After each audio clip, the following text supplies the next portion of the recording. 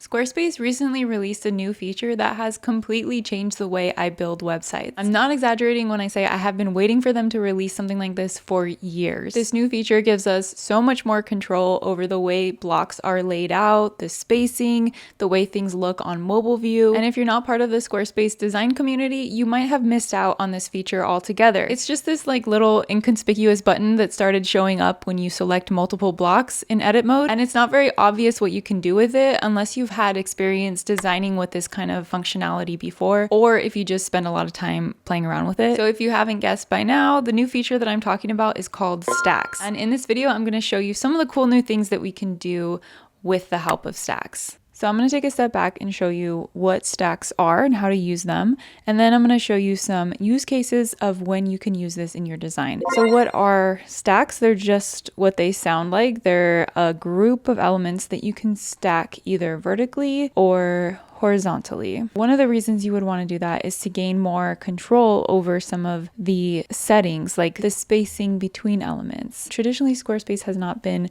super flexible in terms of like spacing between elements and stuff like that. We've been kind of limited in what we can do. But now with these stacks, there is so much potential. Like I just showed you, you could just click on a stack and then you can hover over the space in between elements to adjust the spacing here. You can also click on this pencil icon right here to bring up the edit menu. And from here, under the design tab, you have all of these settings that you can adjust. This is just a really simple example with some rectangles to help you visualize what's going on, but I'll show you some actual examples in a minute. From here, you can also adjust the gap. If you want to fine tune this and put a specific number, you can do that. And then you can also add some padding around the entire group. So this would be the padding on the top and bottom of the entire group. And then this is the padding on the left and right side of the group. Scrolling down, we can also add a background to the stack. So this is just the same color, but if I change the color, do something like this. You can also add a stroke around it. And if we click here, you can change the thickness a bit. I actually like to set my stroke thickness to 1.5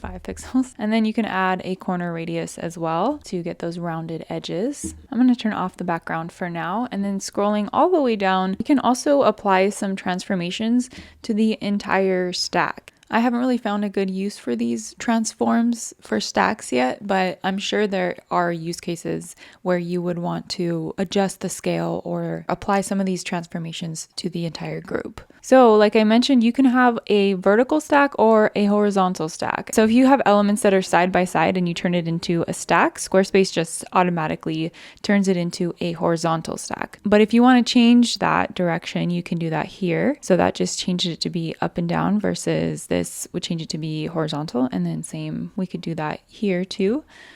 Just like that. You can also change some of the settings for individual elements within the stack. So if you click on the stack once, it's going to select the entire stack. If you double click on one of the elements, then it's just going to select that element. And then let's click on the pencil icon. Up here, we have two new options for the size of the element. Right now, they're both set to fill, which means that they will stretch to fill the container. So if I stretch the stack, it will just like fill that space. We can change it though, and we can set a fixed width or height. So let's say we want it to be exactly 100 pixels by 100 pixels. And then notice how it's positioning it to the left. So we can also control the positioning of the elements. So if I click on the pencil icon again with the stack selected, where it says position, this is where we can change the horizontal positioning. And we can also change the vertical positioning, but you can't really tell right now what that looks like. But if I go over here and then click on an element,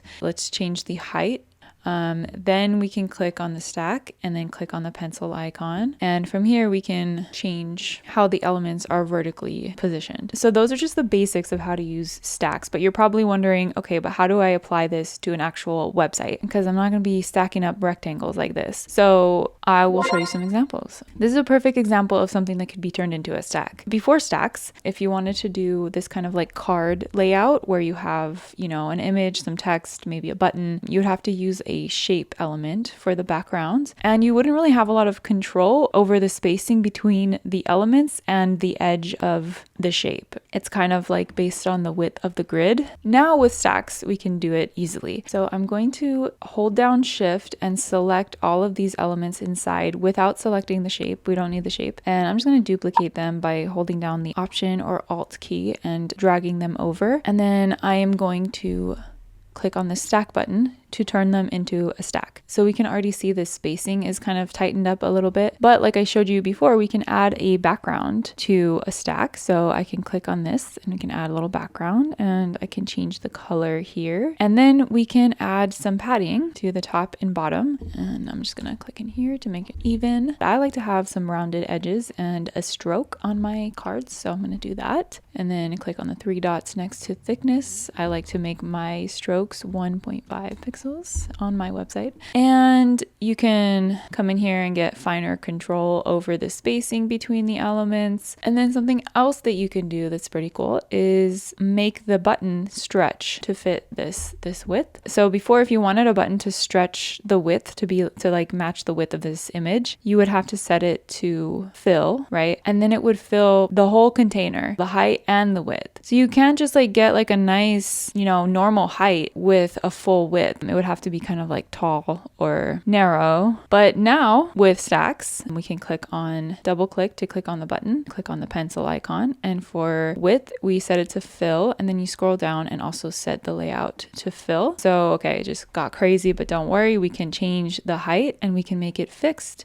And we can set it to like 56 pixels, maybe 50 pixels. I think that's super cool that we have that much control now over the button sizes and like all this stuff, all the spacing and everything. I'm so excited about this. Something else that we can do, let's say you want there to be less space between the text right here, but you want there to be more space between the image and the text, and then like the button and the text. Like you want to increase this spacing, but decrease this spacing. Right now, they're all kind of the same, right? But you can actually have stacks within stacks. So I'm just going to undo this stack for now by clicking on this stack options button and then clicking on this unstack button. That's how you unstack something. And then it goes back to normal. And then I'm going to just select the text and turn that into a stack. Okay. And then I can adjust the spacing here. And then I'm going to select everything. It's going to be the stack of text along with the button and along with the image, holding down Shift there, and then click on stack. So now we have one big stack and then another stack within that stack. And each of these stacks has its own individual spacing settings. So if I want to just add that background back, I can do that really quick, and then add the padding back and then make the button. So now with stacks, we can turn something like this into something a little tighter like this. This is a game changer. If you wanted to get something like this before, you would have to use code. This is kind of what we had to work with before. And now with stacks, it just looks so much cleaner and so much better. So then what you could do is create like a 3-card layout or something like this. And then you could even turn this into a stack. Just select all 3 of these stacks and stack them together, and then you have control over the spacing between them, and you can stretch them out, center align it. Yeah, so you could do something like that, and then of course come in here and change all the text. And because there are so many stacks within stacks within stacks, you have to double click several times before you can get to the text or the image or whatever you need to get to change it. So stacks allows you to have a layout that looks something like this, which is pretty cool. Okay, breaking news. In the time it was taking me to edit this video, Squarespace released a new feature update to stacks. Literally just hit the presses like an hour ago. And that is that you can now make an entire stack clickable. So you can do something like this, where clicking anywhere in the stack will take you to another page. And I'm going to show you how to do that real quick. And I'm also going to show you how to do this cool hover animation effect. All you have to do is click on a stack, and then you should see this new link button right here. So you can click on that and then add any link that you want here, and that will make the whole thing clickable. And then to add that hover effect, again, you can click on the stack, and this actually you can do with any element. This is a new feature that Squarespace recently added. So click on edit and then go over to the animation tab right here. And and then you can click on the plus icon next to triggers. I think I'm gonna do a whole video on animations because there is so much you can do here as well, and this is another new feature that Squarespace recently added that is a game changer. But I'm going to add plus, and then we're going to keep it on hover, but you have all of these other options too. So I'm going to do on hover, and then I'm just going to do grow.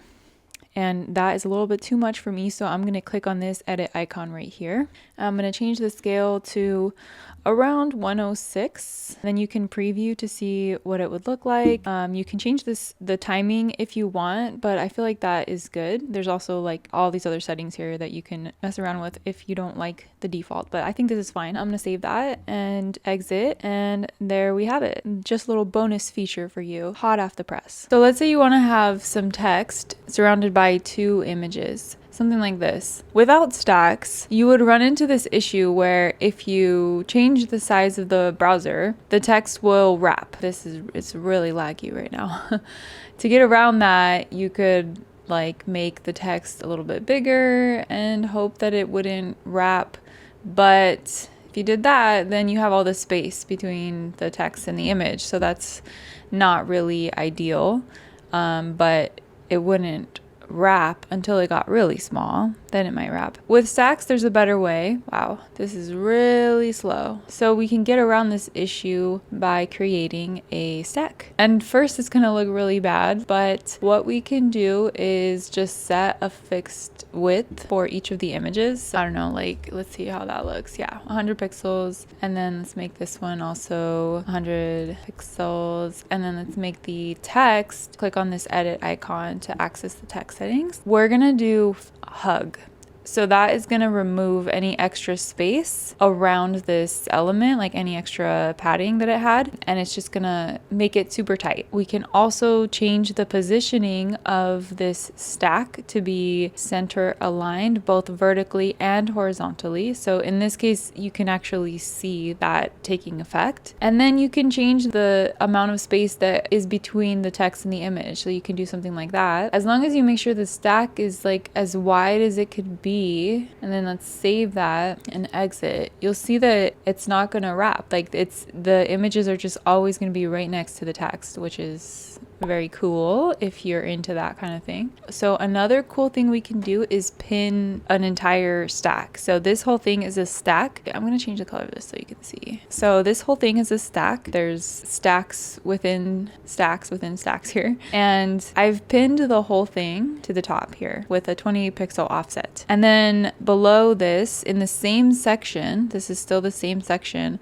I have a big shape right here and then an image and some text and stuff. So this stack will stay pinned as you scroll, and then the rest of this section will scroll on top of it. So that's pretty cool. We could do that before, but it was just much more of a hassle because you would have to pin every individual element that you wanted to stay in place, and you would also have to set the offset for each individual item to make sure that it stayed where it needed to stay. Like, it was just a very manual and tedious process. But now all we have to do is set the offset once for the whole stack, and that just makes it so much easier. So let me show you how I made this. Starting with a blank canvas, we're gonna add the elements that are gonna make up the stack. So we have a few different text blocks, and I'm gonna grab these ones and turn it into a stack. I'm not including the header in that stack, and you'll see why in a minute. Adding in a line block to add some separation, and then adding in a couple of images here, which I am then going to turn into another stack. So far we have this stack here and this stack here, and I'm going to grab both of those stacks, holding down shift to click on both of them, and then I'm going to turn that into a stack. And then I can adjust the spacing here and make sure that it's the same width as the line above it. And then I'm going to add a button that's going to sit next to the header at the top, and I'm going to turn that into a stack. And then I'm going to change the positioning of this stack so that the button is vertically centered. And now I'm going to grab everything and once again turn it into a stack. And this is going to be the full stack. And I can click on the edit icon to add a background to this stack and change the color. I can add a corner radius, a stroke, add some padding around the whole stack, and then I can stretch the whole stack, and all of the contents inside of it will stretch to fill the container. And finally, just some adjustments to the background color. And that's pretty much it for this top section. Now scrolling down to the bottom, first I'm gonna add a shape block here and stretch it to be the full width of this section, and then also stretch it all the way down to the bottom of this section. If you have a gap underneath the shape and you can't get it flush with the bottom of this section, that's probably because you have the section set to fill screen. So if you just click out of the block that you have selected, make sure you have nothing selected, then you should see this pop up with the edit section button. So clicking on that right here where it says fill screen, just make sure you have that toggled off, and that will let you bring items all the way down to the very bottom of the section with no gap. So now I'm going to change the color of this block to white.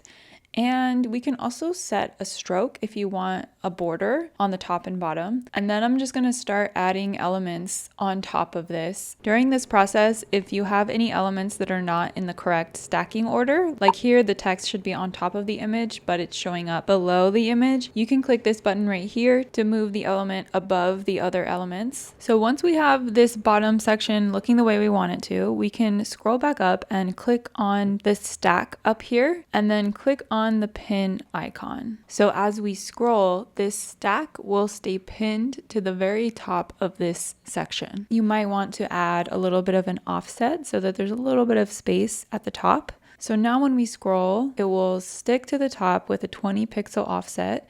And then as we continue to scroll, this bottom section is going to scroll on top of that stack. Along the same vein, we can also do something like this, where we have several stacks that scroll on top of each other and are offset in such a way that you can still see the titles at the top of each of the stacks. And then we have, again, this bottom section that scrolls on top of the whole thing. So let me show you how I did this. I'm going to just duplicate that section that we just created, and we're going to start with this. First of all, I'm going to unpin this stack that we pinned earlier, because otherwise it's going to be really hard to edit. So I'm going to unpin this, and then I'm going to basically duplicate this stack 3 more times. So we're going to have a total of 4 of these stacks, one on top of the other. And in order to do that, I'm going to have to move all of this down quite a bit to give me some space to put these stacks. So I'm just going to drag them all the way down, and then I'm going to go back up, click on this stack, and then I'm going to click duplicate, and then we're going to drag that stack down, and then I'm just going to do that again a couple more times. And now we're running out of space again, so I'm going to grab all of this stuff and drag it down a little bit more. Okay, and then duplicate this, and then just for fun, I'm going to go in and change the colors of each of these stacks.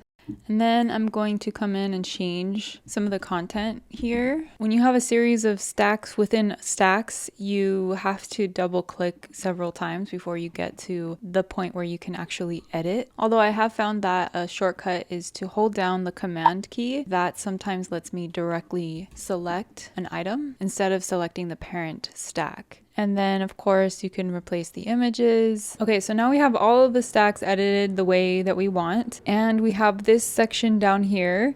I'm actually going to change the color of this shape so that it's different from this background color. So let's change it to like a light yellow color. And so now as we're scrolling, nothing is overlapping because we haven't pinned anything yet. So if you're doing something like this, I would suggest waiting to pin everything until the very end, until you have everything edited the way you want, because it can be kind of a hassle to edit stuff while things are pinned. So I'm going to start at the top. I'm going to click on this stack and then click on the pin icon, and it's already saved the offset of 20 pixels. So as I scroll, it's going to stay stuck there. So then what we're going to do is scroll until this one is covering the pink one, and then we're going to click on the pin icon, and we're going to adjust the offset until it is exactly where we want it. So right about there looks good. So then as we scroll, it's going to stop right there. So that gives us enough space to see the whole title. And then we just have to do that for each of them. So for this one, we're going to cover it a little bit, click on the stack, click on the pin icon and then set the offset. The slider only goes to 250, so we might need to edit this manually. Yeah, that's about right. So I'm trying to make them all evenly spaced. And if you run into an issue where one of the stacks is underneath the stack like this and it should be on top, you can just click on the stack and then again click on this move forward button. Let's scroll this up a little bit. Again, we're gonna have to manually edit the offset here. Okay, so now this section down here is a little bit messed up. As you can see, the layer order is wrong. So to give you a better visual of what's happening here, you can click on this icon right here to open the layers panel. So if I click on one of these stacks in the layers panel, you can see the one that's highlighted is the blue, the one that's in blue. And then as I scroll down, I can click on another stack and that's the green one. And then this is the shape element right here. So this shape element, this rectangle, should actually be on top of all of these stacks. And I'm actually just now noticing that it's not going to work with the translucent background. So I need to actually change the colors. That's fine for now. You can see that it's only overlapping service 1 and 2. It's not overlapping service 3 and 4, these stacks right here. And so if I go back to the layers panel, so basically the item at the very top of the layers panel is going to be at the very top of everything. It will be above all of the other layers. So then all of these elements right here should be above all of these stacks, right? And then service 1, this stack should be at the very bottom of the layers panel. It should be underneath everything. And if I scroll all the way down and then click here, actually this is part of another stack here, then you can see that that is the lowest element in this panel. You can click on this eyeball icon just to see which one it is. And so that's correct. That should be at the very bottom. This should be right above it. This shape element, this green shape element, this needs to be moved up. So we can either click and drag it, which is going to be a little bit tricky because we have so many layers here, or again, we can just click on the shape element and then click on this icon right here. And that brought it up 1 above service 3, but we need it also above service 4. There we go. And now all of these elements are above all of these stacks as it should be. Another cool thing about stacks and all of the other changes that Squarespace has been making recently is that we now have a lot more control over the mobile view. So if I pop over to the mobile view, right now everything is messed up, but let me fix it. So for these cards we worked on earlier, this was the original card. If we were doing a layout like this before stacks, we would have to do something like this for the mobile version, and then there would be no space along the edges here. We would have to make everything smaller, and then we have this big space, basically the same as on the desktop view. We have this big space around it that we can't control. However, now with stacks, we can adjust everything in here on mobile and it won't affect the desktop version. Pretty much everything. And actually, if you were going to do something like this where you have multiple stacks that are pretty much the same layout, that you're just going to make one and then duplicate it and then change up all the content in those duplicates, I would actually go into the mobile view and clean up the original before you duplicate it. So that way you don't have to make the mobile edits 3 times. Like if you just do it once and then duplicate it, then it will carry over to the others. Okay, so I want to make the button a little bit taller here, and then also want to make the padding a little bit bigger around the edges. Maybe adjust the size, this gap a little bit. Yeah, so I would do that and then go back to the desktop view, and then you can duplicate the whole thing. And then you can go in and adjust the text and the image and stuff. And now if we go back to the mobile view, you see these duplicated ones have the mobile edits that we did to the first one. So that just makes it easier so you don't have to repeat what you're doing 3 times. This was the original version without stacks, and this is the version with stacks. It looks so much better. It's so great that we have the ability to adjust the padding on the sides here, which is something we didn't have before stacks. This section right here is pretty messed up. Let me show you what it looked like on the desktop view. So these images are super big on the mobile view. I'm going to just adjust the size here. If the height is getting cut off, I can click on the pencil icon, go to design, and then for the height, I can just set it to fill, and that will make sure that the whole image is displayed. So on the mobile version, there's not really enough space to put these on either side of the heading text in the same way that we did on the desktop view. It's just not wide enough for that design. So instead, we can just adjust the design fine. So I can have one of the images here, maybe adjust the spacing, and then I can hide this other image on mobile view only. So to hide something on mobile view and not have it hide on desktop view, you would go into the layers panel here with it selected, and then you would just click on this eyeball icon. And so that hid the image. And if we flip back over to the desktop view, you can see that the image is still visible here on the desktop view. So that's a relatively new feature that Squarespace added, allowing us to hide things on desktop versus mobile without having to use custom CSS code, which is what we had to do before. Now let's tackle this section right here. So first of all, I'll work on this stack up here. This right here, this learn more button, on the desktop view, it was in line with the title here. But again, on the mobile view, the screen is just not wide enough for this learn more button to be on the side of the title. So I'm gonna keep it underneath the title, but I want it to be over here on the left side so that it's in line with the title text. And to do that, I can click on it and then click on the pencil icon, go to design, and then right here under alignment, I can just align it to the left. And we can do this because it's a button. Even though it looks like it's just text, I have styled my tertiary buttons to look kind of like text. If it were text, we would not be able to change the alignment on mobile view and not have it affect desktop view. That is like one thing that is still not possible in Squarespace without custom code, unfortunately. Hopefully in the future they change that. Scrolling down, we can just adjust the size of these images right here. I'm going to make them taller. So see how, remember I told you it's like hard to edit stuff when it's pinned. Now you're seeing that in action here. For this stack right here in the center, I am going to change the gap. On desktop view, it was 80 pixels. I'm gonna make it smaller. And then I'm gonna click on this stack right here and I'm gonna make it side to side like that. I'm also gonna decrease the padding a little bit around the whole stack.